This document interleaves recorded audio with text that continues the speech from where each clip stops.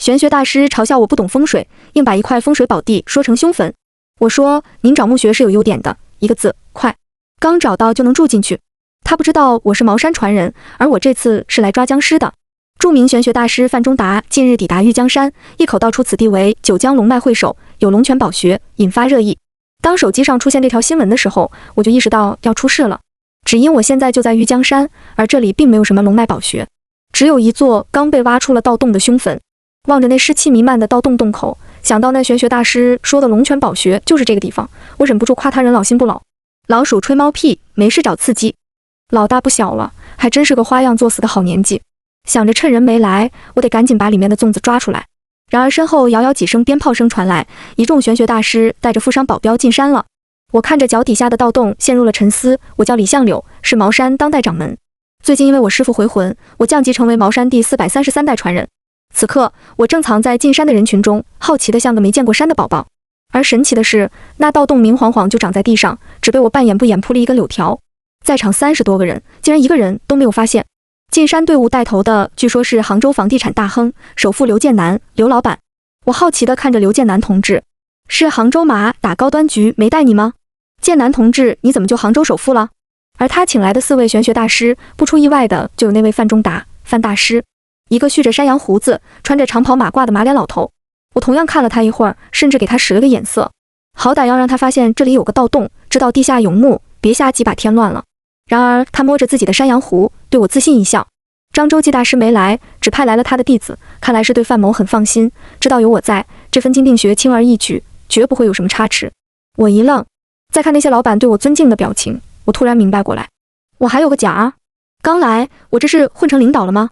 围观一帮人给范中达送上了彩虹屁。范大师慧眼如炬，寻龙分金对范大师来说自然是轻而易举，我等今日可要好好观摩一下。是啊，范大师讲风水可不是一般人能听到的。上次讲花卉风水，我妈花了10万都没换来一张票，今天可要长长见识了。首富刘建南也笑道，范大师的水平我自然放心，那我家祖坟搬迁一事可就全交给范大师了。搬祖坟？来这儿？我惊了，这不是打包过来喂粽子吗？我声音不小，在场所有人都听了个清楚。范中达皱眉看了过来，他旁边跟个年轻道士，龇牙道，范大师可是国内首屈一指的玄学大师，他看准的地儿就不会有错。场上人笑着附和，范大师一双神眼，早听说您在风水界的地位，刘老板家祖坟搬到这儿，后世可望了。我听得唏嘘不已，能不后世可望吗？3代就死绝了，多看几眼都出画框了。人群哗然，几个刘家后辈的年轻人恼怒地围了过来，哪来的野丫头，快滚！再在这里胡说八道，别看你是个女的，我也揍你。我翻了个白眼，又听那年轻道士在笑。哟，我当是谁呢？原来是季大师的徒弟，没记错的话，就是季大师说的，龙脉之下是大凶之地吧？龙脉之下是大凶之地，哈哈哈，笑死我了！他知道什么是龙脉吗？这小姑娘果然是他徒弟，什么都不懂，在这儿瞎说。嘲笑的声音此起彼伏，我摸着下巴道，那按你们的意思，龙脉之下岂不全是好学，随便埋就行了？范中达抚须点头，龙脉汇聚天地造化，风水绝佳，你这么说倒也没错。我一拍手，那完了，刘老板，你可要当心了。刘建南一愣，当心？当心什么？我指着前来看戏的江家村村民道，这些村民他们就住在这玉江山下，平常家里的狗都往山上埋，你以后可得小心了，不然首富位置不保啊。啊！刘建南讪笑，看着那些穿着朴素的村民道，他们应该不会为难刘某吧？一众村民也摸着头古怪起来。村民甲，对呀，俺爸俺妈俺爷俺奶可都埋山上了，我咋就没得富贵呢？村民乙，我家狗今年倒是多生了2窝，可能是她老公埋山上的原因。村民甲，不对，你家狗老公都死了，那2窝都不是他的崽，跟他埋山上有啥关系？村民乙，哦，那他岂不是死了后备率了？这大师吹牛啊！一众人听得面面相觑。范中达被气到，马脸拉得老长。这帮村民谁让他们进来的？胡说八道！风水堪舆，博大精深，岂是简简单单埋下去就能起作用的？转头又对刘建南道，刘老板，迁祖坟最重要的就是寻到好的心血，眼下龙脉已经找到，定下穴位就不需要无关人在场了，我劝您还是先清场吧，我们稍后再说事。说完，哼了一声，背着手就走到了一旁。其他3名玄学大师也摇头表示不满，跟着走到了一旁。走前，他还看了我一眼，意思不言而喻。刘建南原本正殷勤着，还想要打个圆场，然而看到范大师带着人走远，他眉头也皱了起来。不过好歹是商场沉浮多年的老手，略一思索，他便让人遣散了村民。回过头来，他又对我笑道：“小师傅，今天既然季大师没来，您要不还是先回酒店休息吧，我派人送您回去。您放心，该给的咨询费刘某人1分都不会少。”我看着他，你自己说的，我过去拿钱就走。刘建南笑着点头。我转身就走，可背后范中达又哼了声。现代的年轻人学了些江湖伎俩，就出来坑蒙拐骗，不懂风水可以原谅，但无知还说出来就是罪过了。今天我勉为其难，就为你讲讲这里面的玄机，让你也长长见识。我转过头，收回刚准备打给110的电话，心里只有一句话：跟谁俩呢？行，你继续做。范中达背着手，没听清。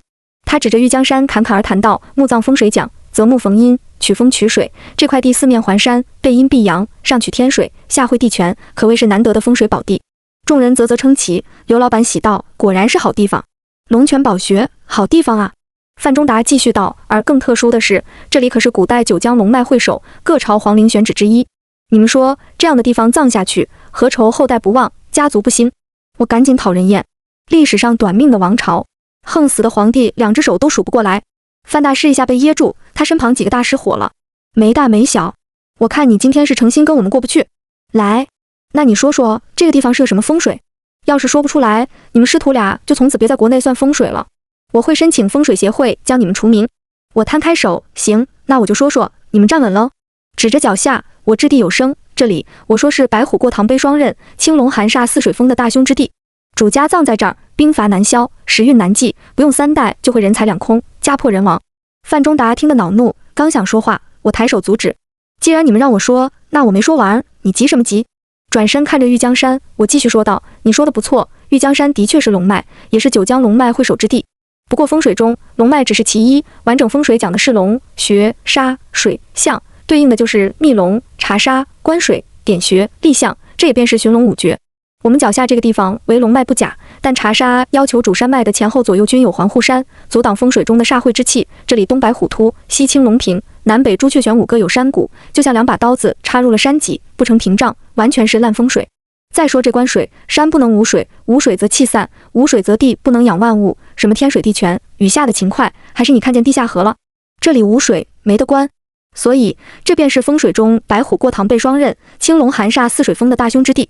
它有个别名叫埋尸来袭，也叫出尸地、尸种，意思是说这地方埋人必出粽子。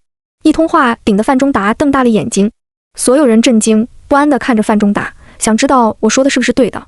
他恼羞成怒，一下冲了过来：你荒谬！这里明明4山环抱，地水暗涌，哪来的你说的什么出尸地、尸种？胡说八道！我嗤之以鼻，略走位就躲开了他。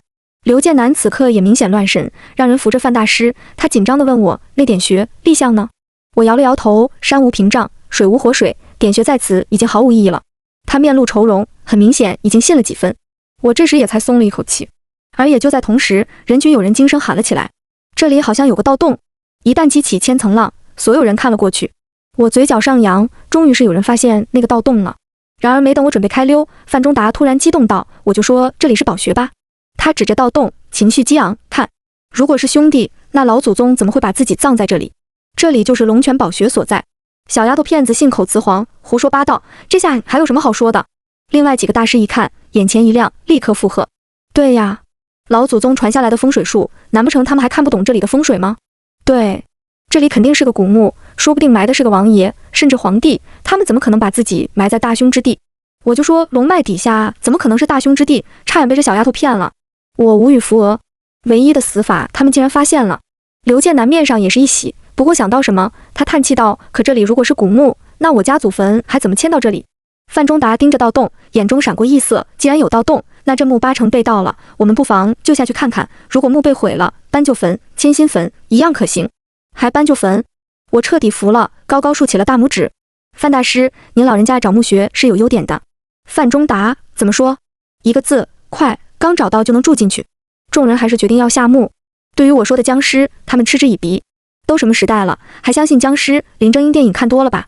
就是老母猪戴胸罩，说的一套又一套，差点被他糊弄过去。我懒得辩解，坐在一边悠闲地看他们安排人手。为了这边有墓的事不被传出去，在场所有人的手机都被保镖没收了。我偷了范中达的，暗戳戳报了8回警，然后说道：刘老板，你这么有钱，等下葬来的人肯定多。刘建南侧目，范中达走来嘲讽道：在场都是成名已久的大师，这种信口雌黄还相信僵尸存在的小辈怎么能留在这里？刘老板，我建议您还是送客吧。他身后几个大师嘲讽的眼神跟了过来，很明显这是打算下幕前把我踢出去。然而刘建南此刻却是不愿意了，他为难道2位都是我请来的贵客，我实在难厚此薄彼，还请范大师给刘某一个面子，待这事结束后，刘某必有重谢。我很清楚老狐狸这是做着2手买卖，懒得理他，我无所谓道，没事，我等下搂顿席就走。转过身看着山外来路，而没多久，一声狗叫从远处传来，我欣喜站起，顾烨带着旺财、小白去买装备，终于是回来了。保镖围过去，什么人？我赶过去道，我的人。那保镖还想说什么，我转身对刘建南道，刘老板，你确定下幕不需要我帮忙吗？刘建南一听我愿意下幕，立刻笑道，既然是李大师的朋友，自然可以进来，让他进来吧，等下一起下去。我笑着招呼旺财过来，捏了捏胖脸。顾烨面色古怪，凑到我旁边小声问道，这你从哪儿找来的人？我侧头瞥了一眼四周的黑衣西装男，小声道，老板，这些人都是黑社会，等下你说话小心点。天已渐黑，我拉着他向道洞走去。顾烨八字纯阳，先天大运，长生富贵命，对地下内死后都要遭一劫的冤种来说，他几乎可以说是降维打击。带上他，比黑驴蹄子还管用。盗洞已经挖开，刘建南准备下幕了。他先请范中达他们下幕，也叫了我一声。我笑着道，开弓没有回头箭，下了这幕，可能就再没有回头的余地了。刘老板，你确定要下去吗？刘建南看到我笑容突然一颤，回头再看一眼盗洞，他神情一怔，就像是看到什么可怕的东西，额头渐渐渗出一滴冷汗。范中达疑惑，刘老板啊！刘建南如噩梦惊醒，惊恐向后撤脚，里面有鬼，有鬼！好几个人连连安抚，才让他冷静了下来。我再问他，你确定下去吗？刘建南眼瞳闪烁，看着那道洞，恐惧溢于言表。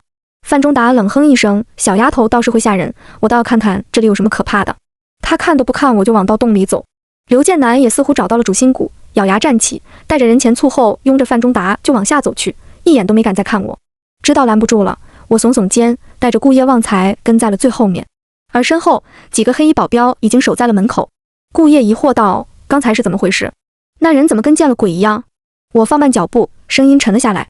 那个刘老板有问题，刚才我说话用了镇魂咒，他轻易就被破了心房，被死气冲到了，看来亏心事干过不少。死气？什么东西？博物志讲，居无尽绝息，群种狐虫之所，尽此则死气阴逆之处也。死气这东西，养尸。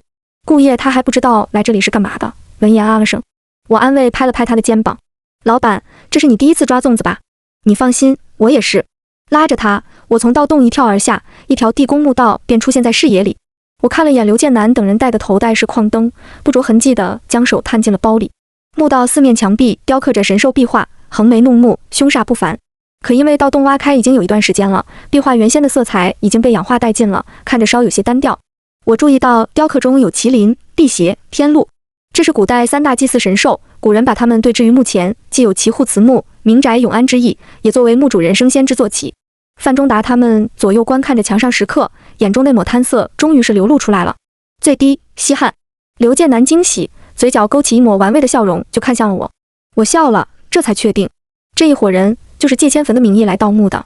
这盗洞他们怕是早就发现了，没能下墓，应该是被前几天宫宴他们吓到了。而今天他们借迁坟的名头再来到这里，把墓中的文物盗走后，只需要告诉别人他们发现了一条盗洞，一切嫌疑就都能撇干净了。我问道，怪不得你们叫我大师，这是以为我也是来盗墓的，为了将我留下吗？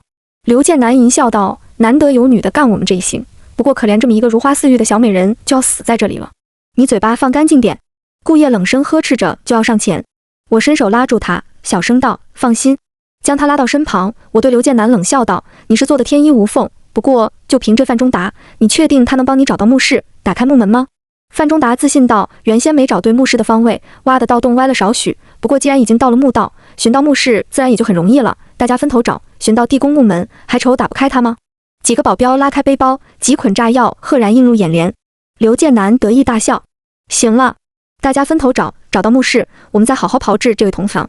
我同意点头，大家分头送，给对面师兄喂肥了，范大师好展示高端操作。范中达，哼，还在这嘴硬，真是不见棺材不落泪。所有人都去找，找到了，给这个小丫头好好看看。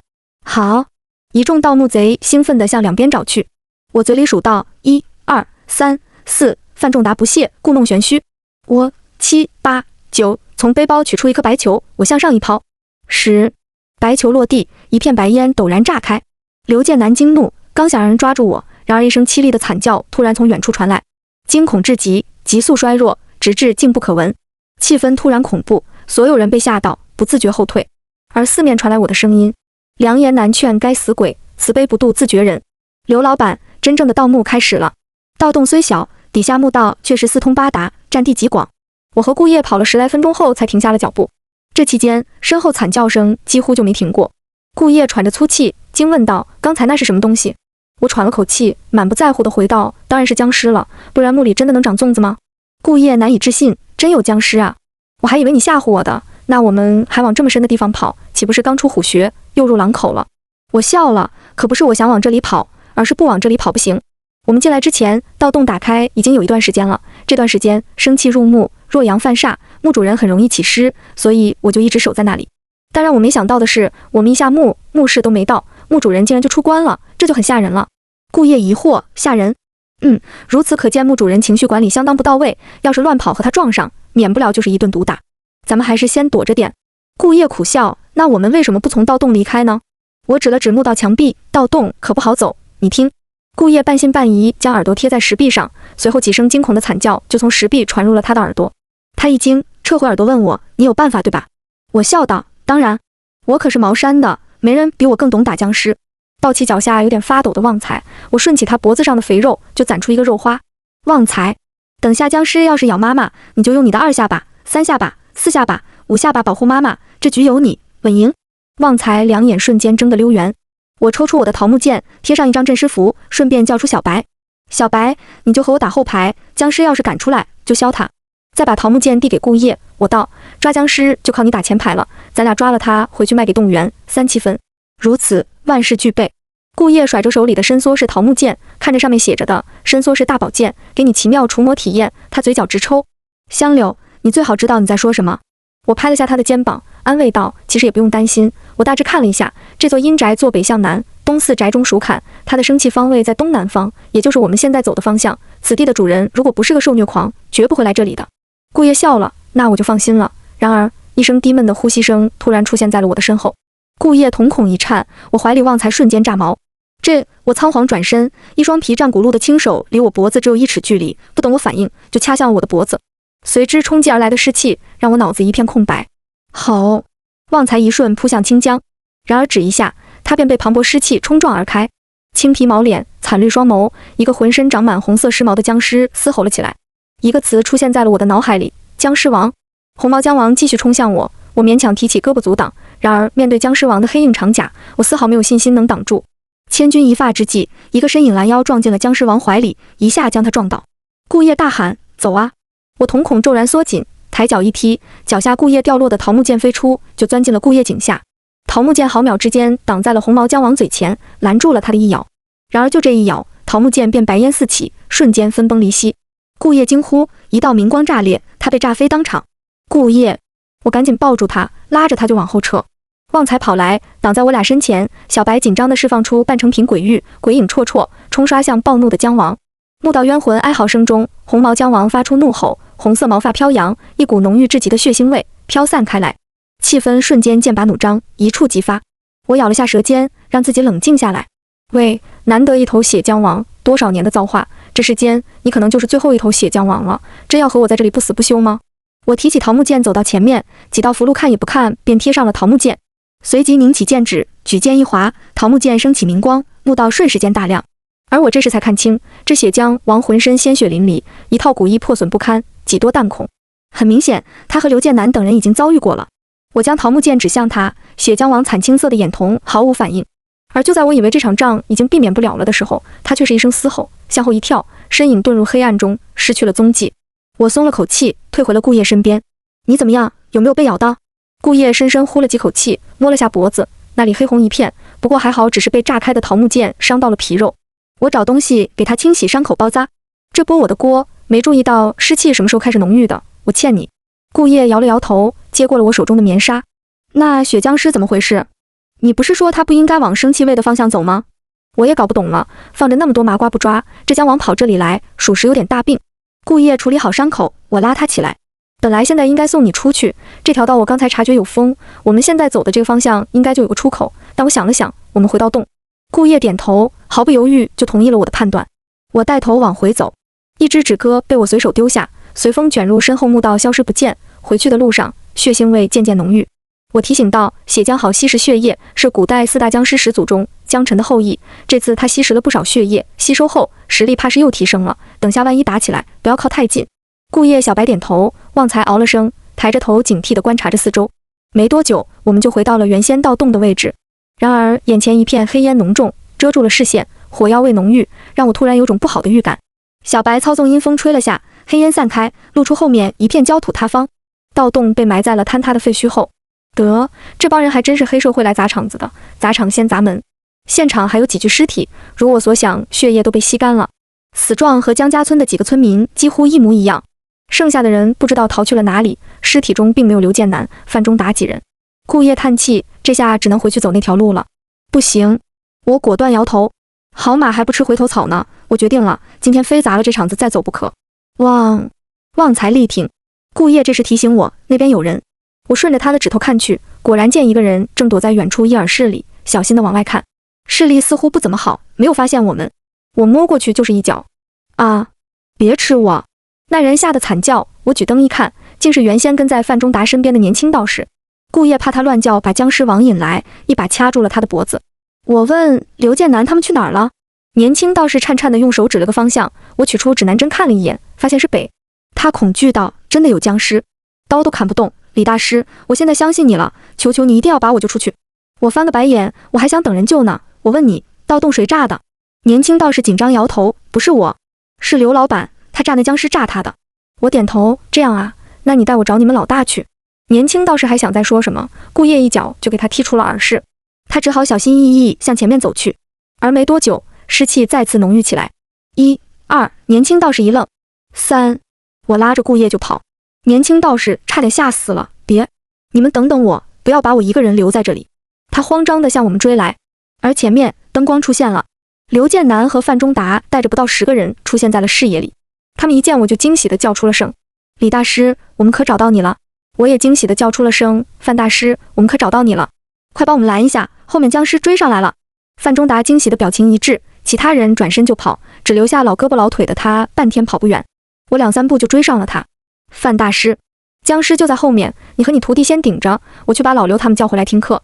范中达都要哭了，别，我真不会啊，我相信你。一转弯，我溜出很远，但是我并没有去追刘建南，而是在一拐笔直朝着大墓北边冲去。顾叶紧跟着我，我边跑边道：古代把南视为至尊，北边象征着失败或者臣服，这座墓坐北朝南，格局极大，我怀疑这是一座皇陵，墓室在北，我们去墓室砸他棺材。顾叶一愣，要打？那不必要。我哼了声道：盗洞可以是任何人毁掉的，但绝不应该是刘建南，这老逼灯阴险着呢，咋可能断自己后路？8成有别的阴谋，我偏不随他愿，就砸场子。我倒看看把僵尸王惹毛了，是他活得久，还是我活得久？再跑2步，墓道到达终点，一步探出，前面豁然开朗，树根石柱耸立，隐隐碧光从顶部淡淡落下，一座大殿般的溶洞出现眼前，数条墓道相连。再往后，盘龙石柱，阶梯石栏，一道石门高耸，只让我怀疑它顶上是不是卡山里了，就是不给开。毕竟我实在想不通，谁死了还会留个机关给别人开门，生怕自己几百年后没有一结似的。不过既然那血浆王能跑出来，这里就绝对是有入口的。老板，你看看这个，你会用不？我伸手递给顾叶一捆炸药。顾叶一惊，这你从哪儿找的？刚才摸的，你试试会用不？塞给顾叶让他去研究。我看向了墓室门口伫立的6尊石像，依旧是麒麟、辟邪、天禄3大护墓神兽，只是他们摆放的位置稍微有些奇怪，原本应该面向后来者的6尊石像，此刻3队排列，群星拱月般面朝着墓室，倒像是在守着里面的东西。不会这么绝吧？建墓的时候就知道人家要变粽子，还是说这墓里还有个大家伙，血浆王爷只是个看门的？我嘀咕着，不过想想又有点可笑，谁能安排一只血浆王守墓1000年？嬴政吗？人家墓在骊山，不过也说不定是他小时候的墓，我瞎猜着。顾叶这时走过来道：炸药可以用，你要炸木门吗？对，怎么缺德怎么来，到时候就说是刘建南派人干的。顾叶笑了，行，我安门上。又回头问一句，没开直播吧？没有。顾叶放心下来，几下安装好炸药，他取出一根引线攥在手里，慢慢放长，离远就要拉弦。我耳边却是突然听到了脚步声。等一下！顾烨转身，一手引线，一手桃木剑。我退到他身旁，只见刘建南一行人慌慌张张从墓道冲了出来。看清了我们这边的情况，刘建南脸色大变。不能炸！我炸！顾烨手顿时一提，然而引线过长，并没有拉响。他另一只手抓住正要再拉，刘建南瞬间脸色惨白，哀嚎一声倒在了地上。我按住了顾烨的手。刘老板，问你一个问题，答上来我们好聚好散，答不上来我们古墓丽影。至于你是不是那个丽影，我相信你是有数的。刘建南立刻点头，身后手下提着的几把刀也被他喝骂着放下。我满意点头，笑道：那就听清楚我的问题，我问你，到底是谁告诉你们这里有墓的？刘建南瞳孔微颤，就是范中达，没别人。你胡说！一声疲惫的怒吼突然从他背后传来。范仲达，他竟是逃了出来，而且找到了这里。只是他身边的年轻道士没有露面。范仲达此刻临近崩溃，发红的眼睛仇恨地盯着刘建南。要不是你说这里有墓，我不会来这里；要不是因为你，我徒弟不会死；要不是因为你，我也不会死。刘建南，你害惨了我呀！范仲达冲动地扑向了刘建南。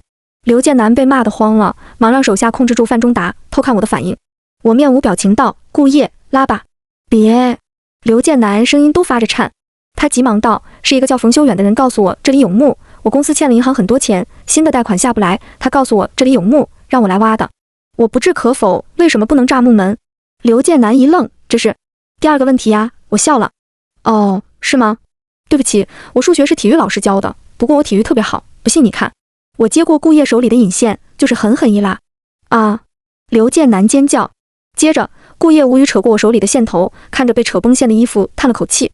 我笑着对刘建南摆摆手，差点就古墓丽影了，快说吧。刘建南双膝一软，跪倒在了地上。姓冯的说，让我进墓后炸了道洞，之后他会来接我，但他强调，要是我动了墓室门，他就不来了。我原本没当回事，可是刘建南说着说着，竟是哭了起来。我想我的老婆孩子，我想回家。其他人一听，顿时难以置信。刘老板，你害我们和你无冤无仇啊！你个人渣！我草泥马！场面乱作一团。我听完，终于在这一刻理清了一些东西。把炸药拆了，这木门不动了。顾烨听出不对，下手就把炸药拆了。我又对他们道：行了，没你们事了，往东南方向走，有一个出口，到地方看见姓冯的，给我带句话。刘建南一愣，我笑道：别让我抓到他，不然我把他骨灰放音响上面蹦。我又给范中达扔过去一部手机。范大师，你的手机也带上，我刚捡的，出去记得快找信号，有惊喜。范中达此刻则冷静了下来，看着手里的手机，一脸茫然。其他人也一时不知道要做什么，呆呆看着我。我指向右手一条墓道，1、2，众人一颤，僵尸来了。所有人开始死命逃跑，都分不清东南西北了。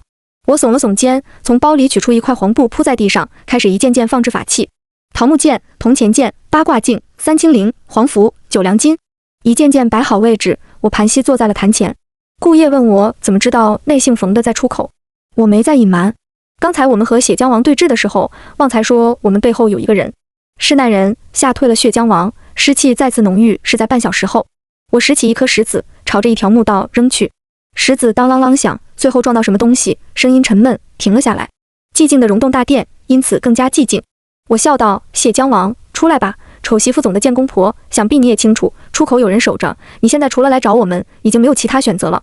聊天只是为了打破安静的场面，我压根没想僵尸能听话。然而我耳边清晰地听到了脚步声，一步一步，不会是姓冯的进来了吧？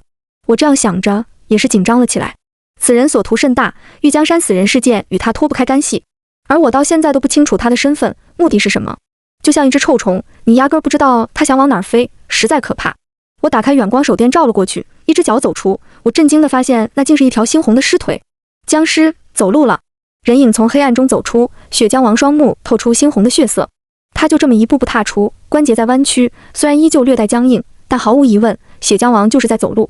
我思绪飞速翻转，想解释眼前的所见，而当某一个可能一闪而过时，我脱口而出：是你吃了江家村村民。说的略有不对，但意思我已明确。玉江村江家人是秦时九江龙脉镇守山神的后裔，如果山下血浆吸食了山神的血脉之力，那或许真有化腐朽为神奇的力量，比如说解锁新动作。血浆王继续向我走来，我注意到他的指甲漆黑，变长了少许，原本惨青色的眼睛此时猩红恐怖，远比刚才见到时凶狂，而这才是他真正的面目。我知道必须要打的一仗要来了，遂低声道：“等我抓住你，会用你的力量去打翻那个姓冯的。当然，你来找我也是为了我这修道者的灵血，这波属实是双向奔赴了，不打都不行。来吧！”血浆王嘶吼，一层黑雾从他口中炸出，那是姜王尸毒。我警告了声不要靠近，将手中预备好的掌心雷率先轰了上去，雷光入雾，炸起一层灰烬。然而不待灰烬散开，血浆王陡然腾起，双手黑爪森寒，直奔我而来，速度竟是极快。我暗骂这血浆阴险，喝道：“顾叶，揍他！”好！一直没动作的顾叶探手从包里取出一块排球大的糯米团，撑开长臂就狠狠抡向了血浆王。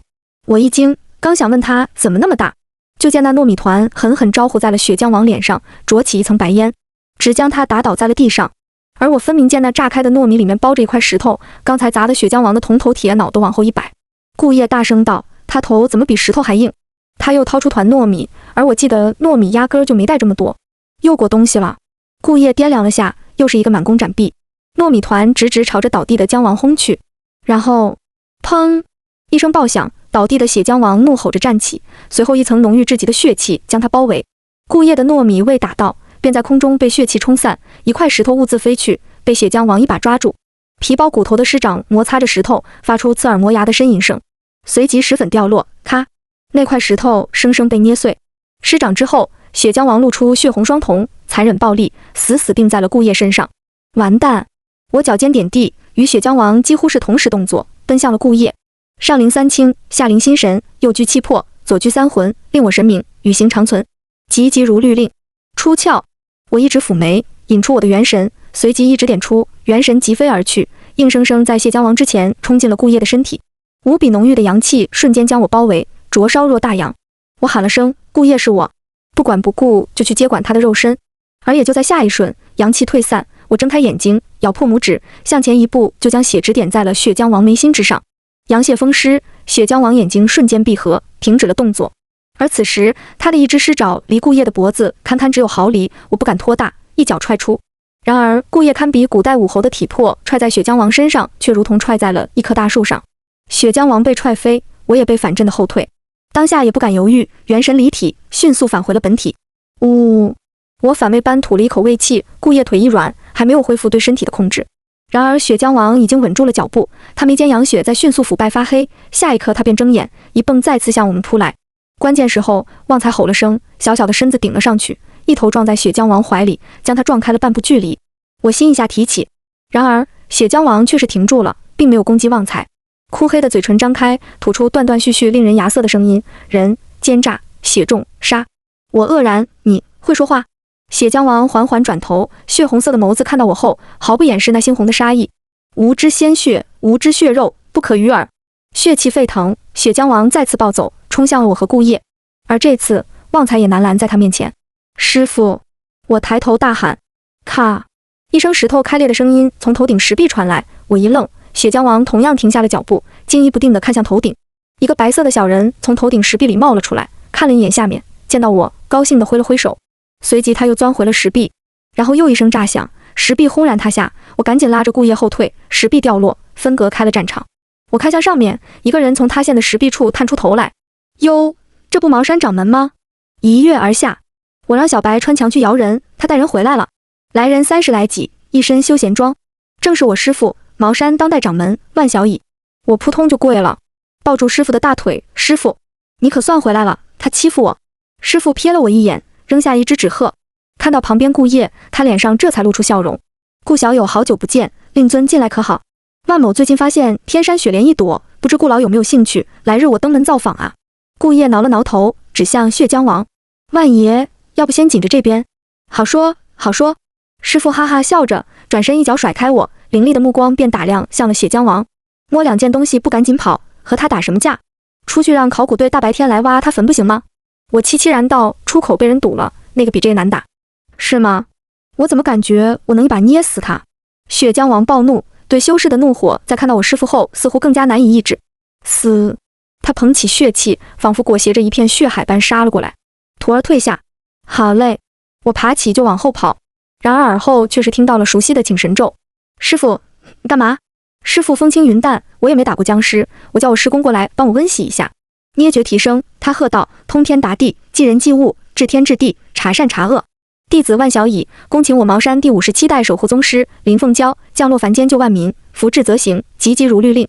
林凤娇，我汗毛乍起，然而不待我反应，师傅一个后撤躲开血浆王一扑，回头疑惑道：你怎么还不摇人？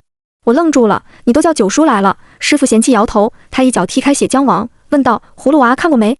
知道他告诉我们什么道理吗？我啥？师傅一脸恨铁不成钢，他告诉我们摇人太慢会死爷爷，你再不摇人爷记了，第一个找你托梦。我头脑一凛，懂了，转身就回到我搭的法坛前，盘膝坐了下去。然而想到什么，我看了眼还在观战的顾叶，一把他拉了过来。这个脾气不好，我怕他揍师傅，你来。顾叶刚想说什么，我就拉着他坐在了法坛前面。描朱砂，画神符，我让顾叶脱去上衣，在他身上比走龙蛇。不一会儿，搞定。我一步退到法坛后，立起香炉，开始请神。天雷尊尊，龙虎交兵，日月万象，照我分明。弟子李相柳，恭请我茅山第57代降魔宗师。时间：单煞即走，起离五方凶神恶煞，福至则行，急急如律令。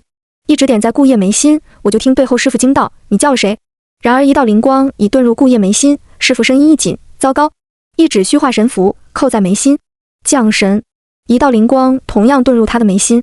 再睁眼，姜王，一个翻身躲过血浆王一爪。师傅脚走八卦，手画剑指，我法坛上的桃木剑急速飞去，就落在了他的手心。九叔降临了！没想到我死后这么多年，世上还有如此妖魔，当真是后世不幸。文才，转身一看，才发现文才不在，摇头唏嘘。我赶紧抱起我的法坛递过去。九叔看了一眼，日子倒是依旧穷苦。我尴尬一笑，九叔随手抽出2张黄符，提剑上前。血浆王察觉到危险，原本凌厉的攻势突然变得缓慢，往后一跳，竟是有逃跑之势。九叔咬破指尖，妖孽哪里走？剑指开光桃木剑，一剑就断了血浆王退路。血浆王嘶吼着，横臂砸向九叔。然而九叔脚步一变，身化灵蛇，轻松躲过，随后绕着血浆王围打了起来。手中桃木剑与打芭蕉般，接连不断打在血浆王四肢五脏之上。脚踏七星步步生，天上三奇日用星，通天达地鬼神经，凶神见无叩头拜，煞逢无走不停，六丁六甲随我转，天兵地将随无行，28宿随无转，无凤九天玄女娘娘宰妖邪。茅山正法七斗魁罡步。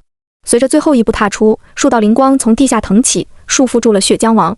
九叔举剑齐眉，一剑刺中血浆王咽喉，血浆王发出痛苦惨叫。可我仔细一看，却是发现那一剑并没能刺穿血浆王的喉咙。这变化过后的血浆王铜皮铁骨，竟是连九叔都打不穿。九叔同样发现不对，立刻弃剑后退。血浆王受伤，暴怒地冲向九叔。九叔一时间竟是也落入下风，嘲笑声随即而来。师弟，没想到你还是这么废物，即便降临降低了你的实力，但竟然连一头姜王都打不过，真是丢我茅山的脸。九叔抬脚咬牙踹开血浆王。大师兄，你也有脸叫我大师兄？时间龙行虎步，手虚空一探，一团钢雷就被他捏在了手心。我看得热血沸腾，徒手搓雷，雷电法王时间，我果然没有选错你。我激动道，以雷霆击碎黑。啪！时间一巴掌扇在了九叔，或者说我师父脸上。我时间竟然会死在你手里，真是奇耻大辱。闪开！一把将九叔拉开，时间抬手，熊熊雷霆于他手中绽放，劈向血浆王。我懵逼地看着雷刚砸得血浆王尸气溃散，连连后退。这就是茅山第一人的实力吗？还是削弱版？九叔也没有停下，他取出一道黄符，再次咬破指尖。小乙对不住了，没有朱砂了，只能以血代笔。几笔画下，九叔上前，一把抓住时间的手腕。后辈请你来，不是让你把所有东西都毁掉的，我们的恩怨暂且放到一边，这僵尸王体内有秘密，交给小乙吧。一道黄符压在血浆王头顶，血浆王顿时失去了动静。时间气恼，一把甩开九叔的手。若是我的传人，绝不会连一头姜王都打不过。说到底是你无能，竟教出些没用的徒弟，败坏我茅山名誉。我纳闷，怎么骂着骂着好像在骂我，还不敢顶嘴。九叔此时也恼了，被时间趁乱打了一巴掌，泥人也有3分火气。他骂道：你教徒弟怎么个本事？我又不是没见识过。败坏门风的徒弟，不要也罢，邪不胜正。放屁！你敢不敢和我打个赌？